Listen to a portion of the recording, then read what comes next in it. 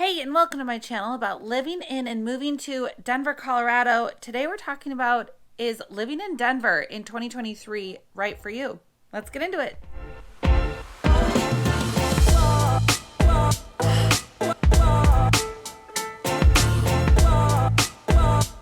Hey, I'm Katie Martineau, also known as the Real Estate Gal. If this is your first time tuning into my channel, welcome. I would love for you to hit that subscribe button and that notification bell so that you get notified every time I release a video, which is twice a week. And as mentioned, my nickname is Katie the Real Estate Gal. So if you are buying, selling, or anything in between, I would be honored to earn your business. So please call, text, or email with my information below, whatever is best for you. So this video is going to be talking about living in Denver in the age of 2023, and if that is a good decision for you to make during this time. A lot has changed in the last several years, and so I want to be covering some of the expectations that you can feel if you're moving to the state of Colorado, but specifically the kind of Denver area.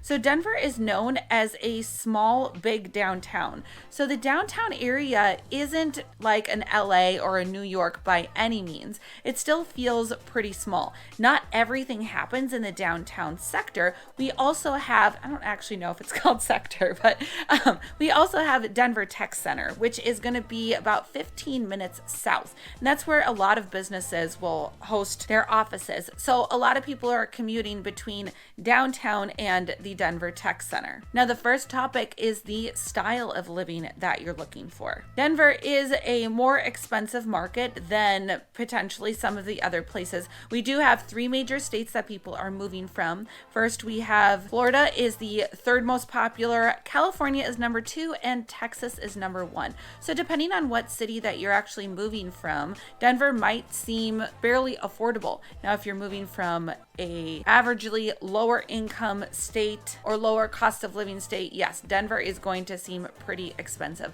Living in Denver specifically, we are 10% more expensive than the national average. We are 36% more expensive than the national housing average. And the cost of Denver relative to any other city in the state of Colorado, Denver is 5% more expensive. So I hear all the time of people complaining about different prices. Now, I moved from Seattle, which is one of the top 10 most expensive places that you can live. So moving to Denver was a breath of fresh air for multiple reasons, but the cost of everything I was pretty familiar with already. I always like to compare it to the cost of housing, the salary that you get at your position, and seeing what that ratio is. And as long as it's comparable to where you're moving from to then getting a job or career in the state that you're moving to, as long as those ratios are relatively the same, then it shouldn't be too much of a culture shock. But yes, depending where you're coming from, Denver is not a cheap place to live. It is highly desirable. There are so many things to do. There are so many job opportunities out here. The quality of life, the variety of housing, which is another topic we're going to be covering in just a little bit. But if you make a really great place to live, there's going to be a higher demand and probably a shorter supply until builders can catch up, or I hate to say it, until natives decide that the city is changing so much that they do want to go back to potentially a smaller feel or something they're more familiar with, and so they'll be ending up. And so at that point, they might relocate to potentially a different area in the state or move out of state to somewhere that's not as populated.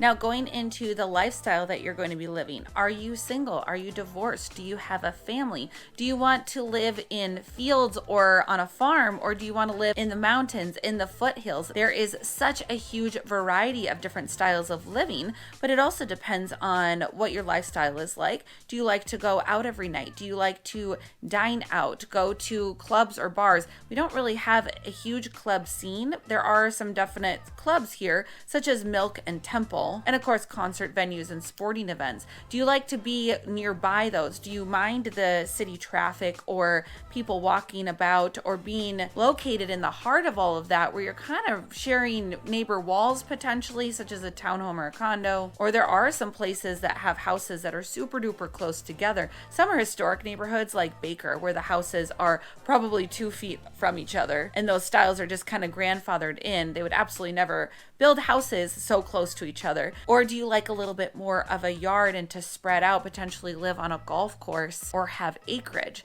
There are so many different styles of homes as well as different environments that the homes are located in to choose from. That's why it's so important to visit Denver to decide what type of environment you like to be in before pulling the trigger. Or if you don't really have an option, maybe you've accepted a job offer, you can move here and get a short-term maybe Airbnb or a short-term rental. Make sure you drive around those different neighborhoods that are going to be nearby where you work. Maybe start there, and if you're vibing with some of those different types of neighborhoods, then you can pull the trigger after that. But location is one thing that you won't be able to change. So you definitely want to make sure that you are happy with where you choose to live, and know that if you choose to live kind of in the Denver central area, you're going to be paying a little bit more than you would be if you were on the outskirts of Denver in places such as Elizabeth or Broomfield, Parker, Littleton. Those are suburbs that surround the Denver area. You do get a little bit more acreage, a little bit more space to spread out.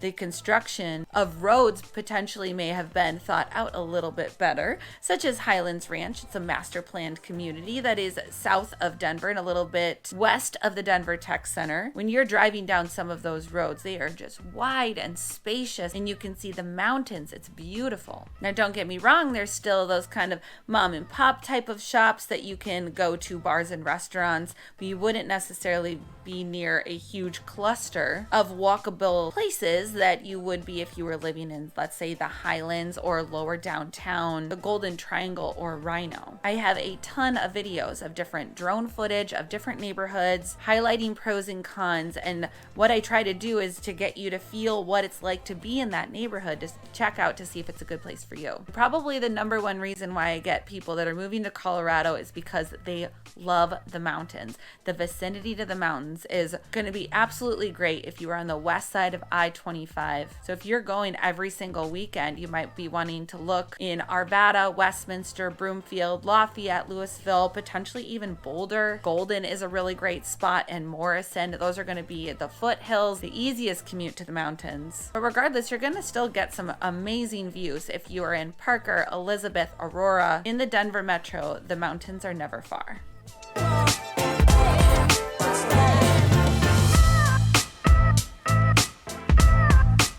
Now, traffic can be a little bit of a nightmare. Denver did erupt a little bit quicker than the infrastructure and the roads and highways. They are doing a lot of work. They are slowly completing I-70, which is the major way that goes from the airport essentially to the mountains. You would also need that to go in some other suburbs, maybe Littleton, Ken Carl area, Morrison, Golden. There is also another roadway that goes down to Parker, Castle Rock from the Denver International Airport. So Denver is kind of like in the center, and then there's some major ways that go around, like E470, for example. There aren't a ton of tollways. There are different modes of transportation. There is a light rail station that goes directly to downtown Denver, which is fantastic. If you are working downtown and you flew in for the day, or maybe flew in for a week and you're working and potentially just visiting downtown, you can just take a light rail station. You don't need to rent a car. We also have our bus system, which is also improving. And one thing I always want to caution and say, and as Denver traffic is getting more normalized, which is there are rush hour time frames, I would recommend, if you are going to live south, if you're going to live in the Denver Tech Center, Highlands Ranch, Parker, Castle Rock, that you live down that way. If you are going to be living up in Erie and having to travel through the downtown kind of corridor in order to get to the southern area, you're going to be sitting for a while in some traffic. There are some people that do try to skip ahead on the traffic, but Denver and Colorado is just one of those areas where you're walking in a grocery store in the middle of the day and it is jam-packed with people, and it's like, now wait a second, why aren't you at work? Not a lot of people, I feel like, work that typical 9-to-5 job. There's a lot of artists and outdoor enthusiasts and people that work nights and weekends and outdoor hours. Sometimes it is pretty hard to predict the time frame of when you're going to be hitting traffic versus not. So if traffic is a concern to you, if you want to live and work relatively in the same area, that is what I would recommend.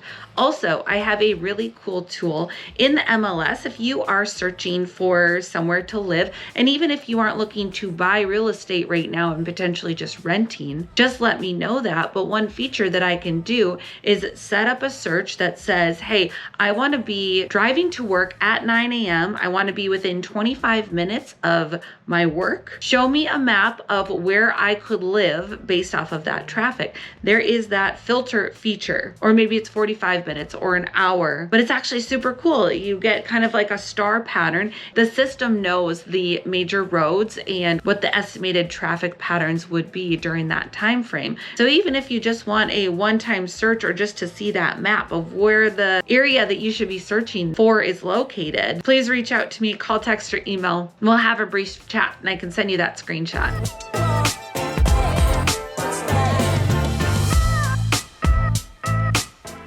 And the final topic of if living in downtown Denver or near Denver is right for you in 2023 is home maintenance. This might be an overlooked concept, but with all of the different variety that we have in Colorado or in Denver of different hills and styles of homes, doing a little bit of research of what your home should have for easier living is really important. If you're living out, let's just say in Elizabeth or Parker, and you have a lot of acreage, you might be on a septic tank, or maybe in the mountains, you might have a leach field. You might not have public water. Or if you are a little bit closer to Denver, but you're in a newer community, you might be in a metro district where they are building out all of the roadways and electrical lines and water taps. And so it might be a fresh new system, and you might see that reflected in your taxes because they're going to increase the taxes in order to build out the infrastructure. You might be in a floodplain. You might be on expansive soil. There are a couple pockets in the Denver metro area that if the builder, when they originally built wherever that structure is,